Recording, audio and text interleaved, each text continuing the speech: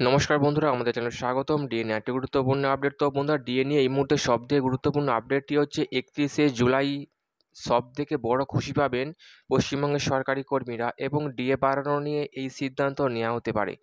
তো বন্ধুরা, ডিএ সংক্রান্ত আপডেটটি নিয়ে আমরা স্টেপ বাই স্টেপ আলোচনা করব। তো অবশ্যই আপনারা ভিডিওটি স্কিপ না করে অবশ্যই পুরোটা দেখবেন।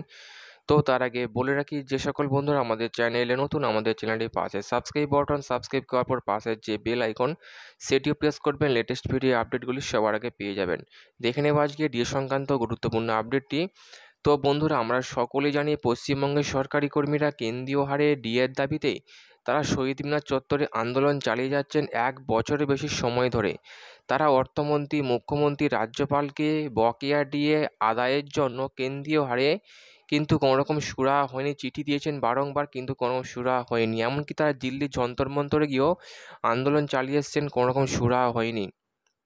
তো বন্ধুরা, যেখানে কলকাতা হাইকোর্ট রায় দিয়েছিল 3 মাসের মধ্যে সমস্ত সরকারি কর্মীদের বকেয়া ডিএ মিটিয়ে দিতে হবে, সেই রায়কে চ্যালেঞ্জ করে সুপ্রিম কোর্টে রাজ্য স্পেশাল লিড পিটিশন এসএলপি দাখিল করে, এবং যা ডিএ মামলার শুনানি এখনও পর্যন্ত ঝুলিয়ে রেখেছে সুপ্রিম কোর্ট। বারংবার পিছিয়ে যাচ্ছে ডিএ মামলার শুনানি, কিন্তু হতাশ হচ্ছেন না পশ্চিমবঙ্গের সরকারি কর্মীরা। তাদের একটি বক্তব্য, আমাদের কেন্দ্রীয় হারে ডিএ চাই। যতদিন না পর্যন্ত কেন্দ্রীয় হারে ডিএ পাবো, ততদিন পর্যন্ত আন্দোলন আমাদের জারি থাকবে, এমনটাই বলেছেন পশ্চিমবঙ্গের সরকারি সংগঠনের যে সংগ্রামী যৌথ মঞ্চের আহ্বায়ক ভাস্কর ঘোষ মহাশয় সমেত সংগ্রামী যৌথ মঞ্চ।